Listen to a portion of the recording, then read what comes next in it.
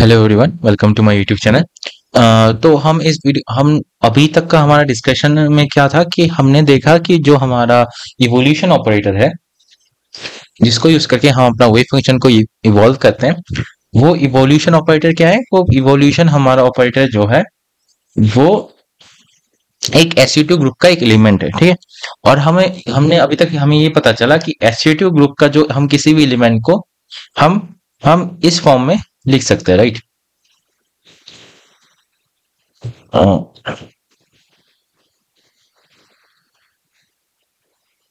Iota n dot sigma theta by 2, ठीक है।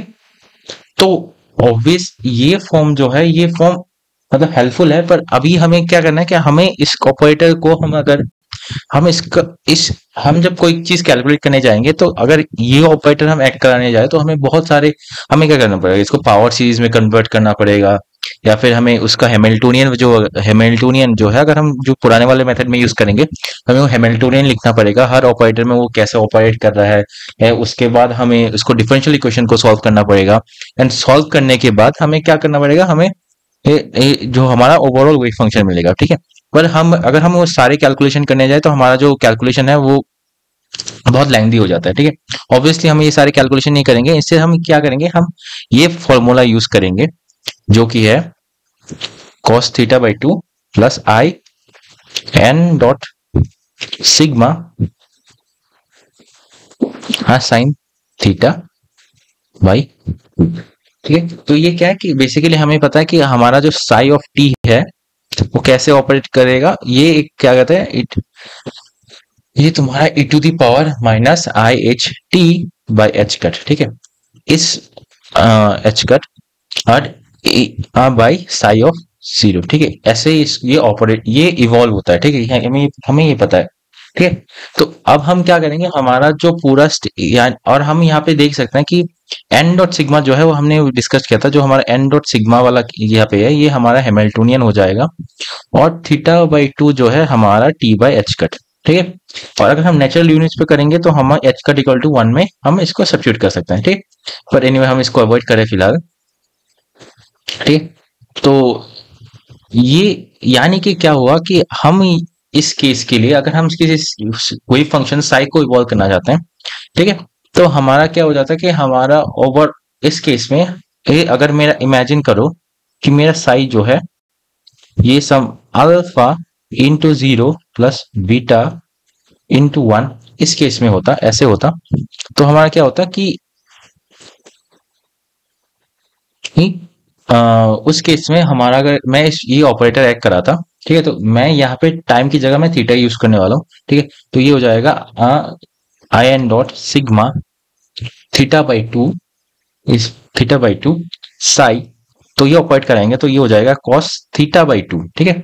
अब एक कोई आइडेंटिटी ऑपरेटर अगर किसी साई ऑफ जीरो पे ऐड करेगा, सो बेसिकली ये साई ऑफ जीरो, यही वाला साई यहाँ पे है, एक काम करता हूँ इसको जीरो यहाँ पे लिख देता हूँ ताकि कंफ्यूजन ना हो, ठीक है।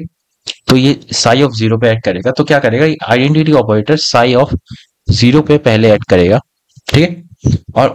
और उसके बाद क्या होगा, I N sorry I sine theta by 2 एक टर्म आएगा, ठीक है। एक साइन थीटा बाई 2 एक टर्म आएगा, और हम इसमें यानी इसको और बाकी जो ऑपरेटर है, ये जो ऑपरेटर ये वापस साई पे ऐड करेगा, ठीक है। नाउ हमने क्या देखा था, हमने कुछ अगर किसी को याद है तो हमने पुराने वाले वीडियोस में हमने एक्स केसेस वाई केसेस अलग अलग केसेस के लिए हमने ही निकाला था, ठीक है, राइट। उसमें इसमें क्या था हमारा जो है एन एक्स का जो फर्स्ट वाला केस है, जो जिसमें राबी ऑसिलेशन वाला केस दिया था, उसमें हमारा एन एक्स वन दिया था, बाकी n y equal to zero और n y equal to zero, n z equal to zero वाला केस कंसिडर किया था, ठीक है। वहां पे कुछ अलग फेज था, let's not consider it for the moment, ठीक। तो हम क्या, तो अगर हम इसको ये क्या हो जाएगा, ये ओवरऑल जो क्वांटिटी हो जाएगा ये साई ऑफ टी हो जाएगा, राइट। तो अगर हम इस ऐसे साई ऑफ टी को लिखना चाहते हैं तो हमारे पास क्या होगा, तो हमें ये पता कि कोई भी आइडेंटिटी का साई ऑफ मतलब आइडेंटिटी कोई ऑपरेटर पे ऐड कर रहा है तो वो आइडेंटिटी ही देगा, राइट। तो ओवरऑल हमारा स्टेट क्या हो जाता है, वो cos theta by 2 zero plus so यहाँ पे सॉरी अल्फा होगा, राइट।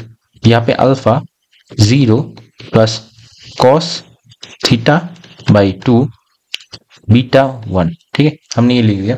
अब सेकंड केस में क्या होगा, सेकंड केस में होगा हमारा आई साइन, यहाँ पे सिर्फ अगर एन एक्स क्वांटिटी होगा और हमें एन एक्स 1 हो रहा है तो यहाँ पे क्या हो जाएगा, ये सिग्मा एक्स हो जाएगा, right.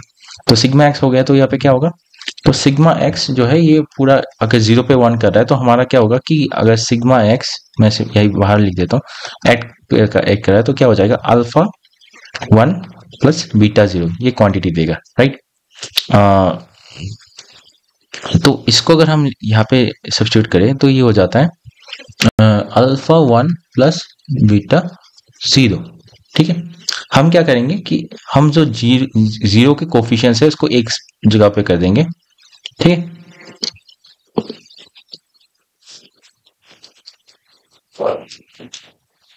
cos theta by 2 alpha plus I sine theta by 2, यहाँ पे क्या होगा, वो बीटा हो जाएगा, right, is equal to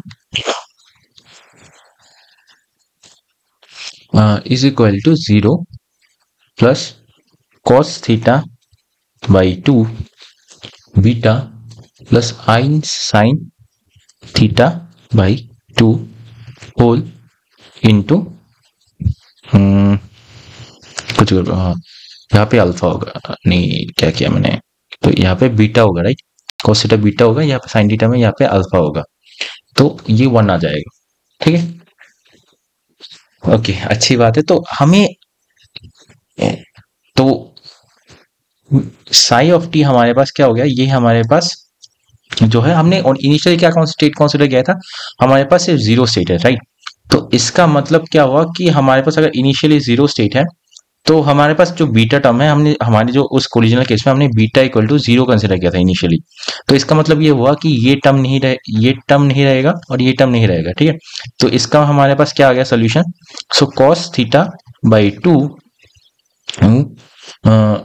alpha, हाँ, cos theta by 2 alpha 0, okay, उस केस में अल्फा भी अगर हम बीटा कंसीडर करें तो अल्फा का वैल्यू 1 हो जाएगा, राइट, बिकॉज हमें स्टेट नॉर्मलाइज करना है। तो अल्फा बाई 2 और ये और एक क्या था, अल्फा वहाँ पे 1 हो गया तो वो पे i sine omega, beta equal to 0 हो गया तो अल्फा इक्वल टू 1 हो जाएगा, तो उस केस में आई साइन थीटा बाई 2 और 1, ठीक है।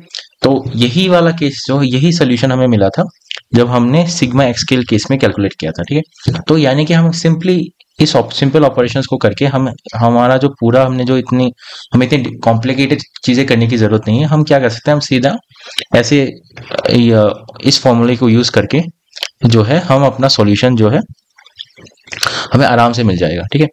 तो थीटा बाई 2 वो 0 plus I sine theta by 2 1, ठीक है।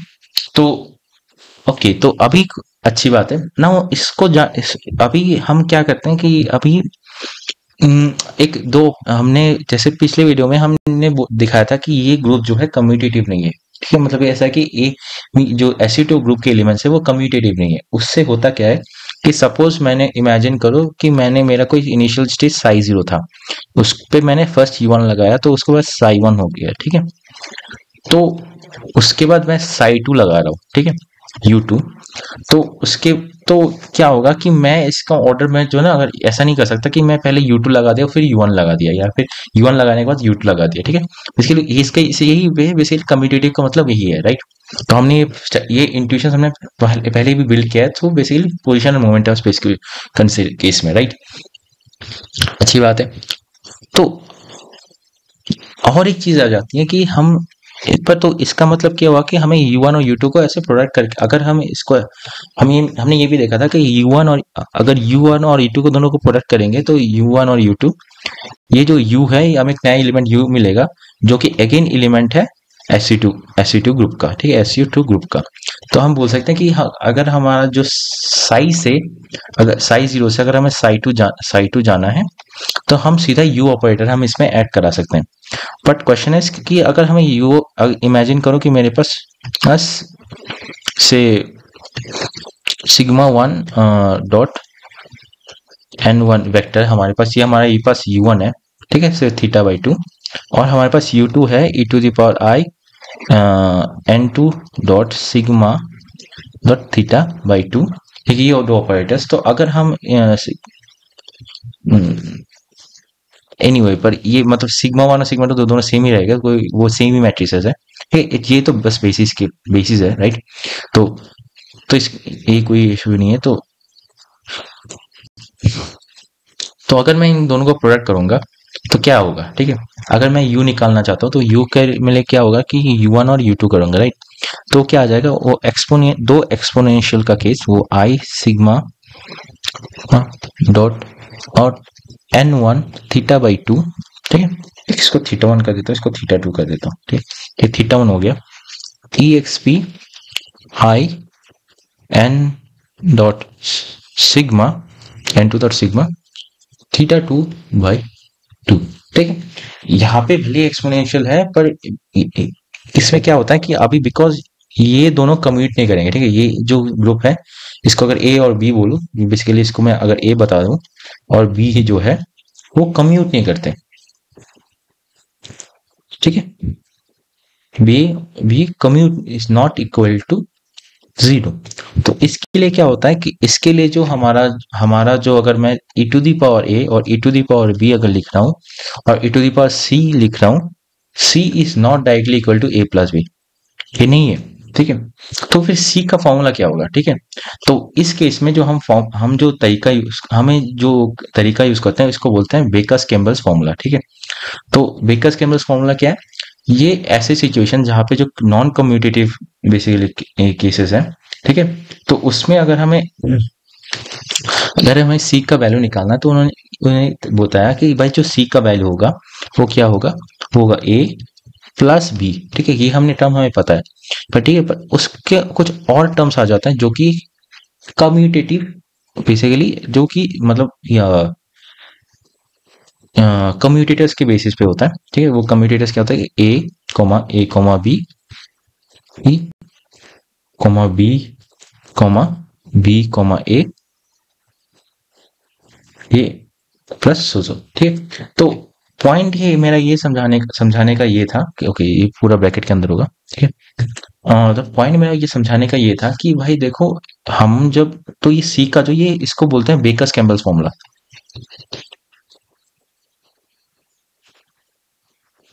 बहुत ही इंपॉर्टेंट कॉन्सेप्ट है। ये जो चीजें हैं ये हमें हमारा बेसिकली जब हम ग्रुप्स जो स्टडीज करते हैं बहुत इंपॉर्टेंट हो जाता है, क्योंकि ये जो नॉन कम्यूटेटिव एक होता है, जैसे अगर हम क्वांटम फील्ड थ्योरी वगैरह में भी जाएंगे तो हमारे पास कुछ होगा जो एबिलियन ग्रुप्स होगा, कुछ नॉन एबिलियंस ग्रुप होगा। ठीक है, तो उसको बेसिस करके अलग अलग मतलब हम कंजर्वेशन लॉस का कंसेप्ट आ जाता है। तो ये बहुत ही इंपॉर्टेंट है कि आप लोग ये समझो। ठीक है, तो अगर आपको ये नहीं पता होगा तो कोई अगर बोलेगा कि इसको बेकर्स कॉम्प्लेक्स फॉर्मूला नहीं पता होगा तो उसको क्या बोलेगा कि भाई इसको दोनों को प्रोडक्ट करे तो भाई सी ही होगा, राइट। पर यही मैं समझाने की कोशिश कर रहा था कि भाई यहाँ पे जो होगा वो सी जो है वो सिंपल ए प्लस भी नहीं होगा, बल्कि बाकी बहुत सारे टर्म्स आ जाएंगे। ठीक, तो ये है importance of Baker's Campbell's formula.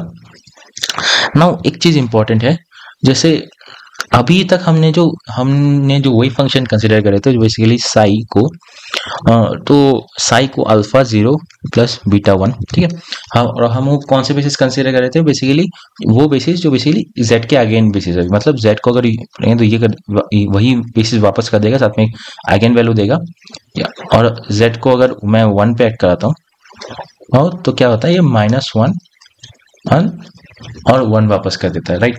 तो ये हमारा बेसिस है। तो ये क्या है कि ये क्या है, हम दो स्पिन है। ओके, मैं इलेक्ट्रॉन का दो स्पिन कंसीडर कर रहा हूँ, ये अप और डाउन है, और ये स्टेट क्या बोल रहा है कि तुम अप और डाउन का सुपरपोजिशन स्टेज बता रहा है। ठीक है, तो अगर मैं इसके जो कोफिशिएंट्स है बेसिकली अल्फा और बीटा को, ठीक है, से इसको मैं नाम देता हूँ साई। ठीक है, तो इसको मैं अगर ऐसे इस फॉर्म में लिख रहा हूँ, ये जो होता है ये स्पिनर है। ठीक है, इसको हम बोलते हैं स्पिनर, और ये नॉन रिलेटिविस्टिक केस में है। ठीक है, तो आई थिंक आपने ये बहुत सुना होगा कि ये स्पिनर्स वगैरह क्या होता है वगैरह, हर चीजें हम लोग बहुत सी सुनी होगी, ये बिकॉज ये बहुत पॉपुलर है। एक इंपॉर्टेंट चीज है मिक्स नहीं करने का कि डायरेक्ट स्पिनर में जो है हम जो हमने तो तुम लोग किसी लोगों ने डायरेक्ट स्पिनर सुना होगा जो कि 4x1 मैट्रिसेस है, ठीक है, इसमें जिसमें 4 कंपोनेंट्स है, ठीक है, से अल्फा बीटा गामा डेल्टा, ठीक है, 4 कंपोनेंट्स है, वो अलग चीज है, ठीक है, वो अलग चीज है। उसमें left handed spinner, right handed wheel spinner को कॉन्सेप्ट आ जाता है जो कि बिल्कुल अलग है। हम अभी नॉन रिलेटिविस्टिक केस में है और वहां पे हमारा जो स्पिनर है बेसिकली इसके पास दो ही स्केलर वैल्यूज है, ठीक है।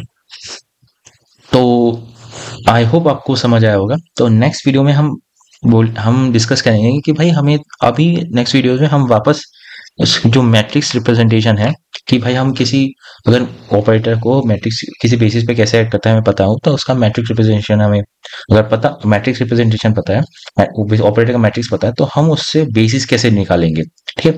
और अगर हमें बेसिस पता है, ठीक है, क्या तो हम क्या पूछ उसके बाद हम पूछ थोड़ा और एंगल्स पे हम देखेंगे कि हमारे पास उसके बाद फ्रीडम स्टडी करेंगे, ठीक है, जो कि हम फ्रीडम्स है जो कि मैं अभी शायद आपको एक्सप्लेन नहीं कर पाऊंगा, जो पूरा नेक्स्ट वीडियो में ऑब्वियसली एक्सप्लेन करूंगा, तो उसको थोड़ा टाइम लगेगा।